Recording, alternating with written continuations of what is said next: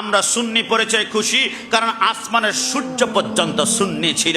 বিশ্বাস হয় না? বিশ্ববিখ্যাত কিতাব মাকাম নবুয়তের মধ্যে লেখে আল্লাহর হাবিব একদিন বসা ছিল, মাওলা আলীও বসা। রসুল একটু ক্লান্ত হয়ে মাওলা আলীর পাজরের মধ্যে ঘুমিয়ে পড়লেন। ঘুম চলে আসলো। আসরের সূর্য ডুবে যায়, ডুবে যায়, ডুবে যায়, ডুবে যেতে যেতে সূর্য যখন ডুবে গেল, মাওলা আলী কেঁদে দিল।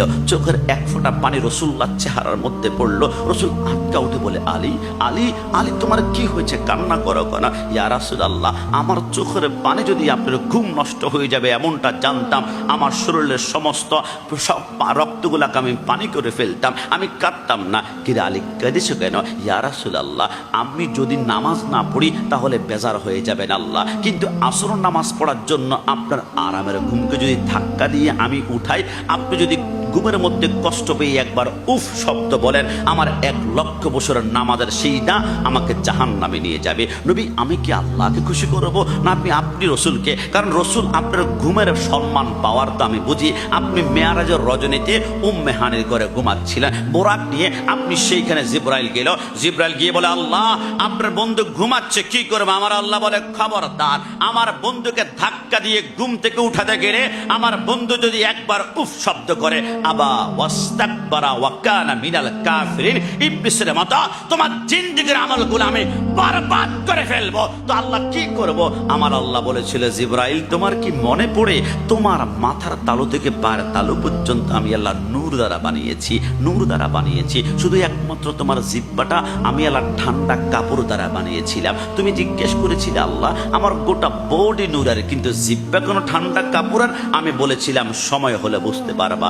জিব্রাইল, সময় কিন্তু হয়ে গিয়েছে, আমার বন্ধু ঘুমাচ্ছে, তুমি একটা কাজ করো, তোমার ঠান্ডা জিহ্বাটা কাব্বিল কাদামাইহি, কাব্বিল কাদামাইহি, রসুলদার কদমের সাথে একটু লাগিয়ে দাও। রসুল যখন জিহ্বার ঠান্ডা ঠান্ডা ফিলিস পাবে, অনুভব পাবে, সরকার মদিনা ঘুম থেকে উত্তোলন হয়ে যাবে। জিব্রাইল বলে, আমি দৌড় দিয়ে রসুলদার কদমের নিচে আমার জিহ্বাটা যখন লাগিয়ে দিলাম, আরামে আরামে রসুল উঠতে লাগলো। আমি চোখটা খুলে জিহ্বাটা আস্তে করে আমার মুখের ভিতরে ঢুকাবো, আল্লাহর কসম রসুলদার কদমের নিচে জিহ্বাটা লাগিয়ে আবার যখন মুখের ভিতর ঢুকাবো, আমি রসুলদার কদমের নিচে তামাম দুনিয়াকে আয়নার মতো দেখতে পাচ্ছিলাম। জোরে বলে সুবহানাল্লাহ।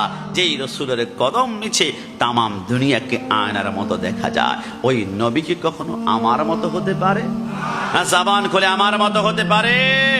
আমি আবারও ধন্যবাদ দিচ্ছি যে সুন্নি ভাইদের মতো নবী প্রেম আমাদের অন্তরে থাকতে হবে। নবী প্রেম যদি থাকে, নামাজ কম হতে পারে, রোজা কম হতে পারে, জান্নাত কিন্তু আপনার নাকের ডগায় ঘ্রাণ লাগবে।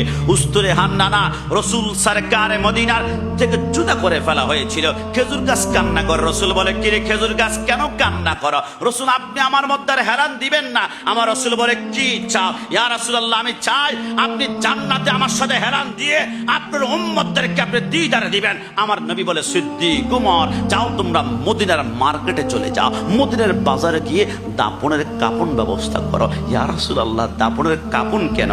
আমার রাসূল বলে, যে গাছ আমি রাসূলুল্লাহর জন্য কান্না করে, চিৎকার করে, আর্তনাদ করে, এটা দুনিয়ার কোনো গাছের মতো টুকরা টুকরা করে লাকড়ি ঢুকিয়ে তোমরা রান্না করতে পারবে না।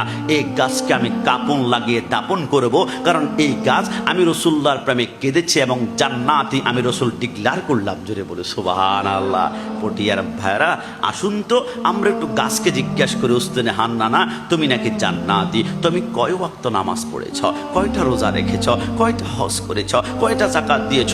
উস্তানে হান্নানা বলে, আমার নামাজ নাই, আমার রোজা নাই, আমার হজ নাই, আমার যাকাত নাই। কিরে, নামাজ রোজা ছাড়াও কি জান্নাতে যাওয়া যায় নাকি? উস্তানে হান্নানা বলে, আমি যাব, তবে আমার নামাজ রোজা হজ যাকাত না থাকতে পারে। একটা কারণে আমি জান্নাতে যাব, আমার কলবে ইশকে রাসূল, রাসূলের মুহাব্বত আছে। রাসূলের মুহাব্বতে আমি চোখের পলকে জান্নাতে গমন করব। জোরে বলে সুবহানাল্লাহ।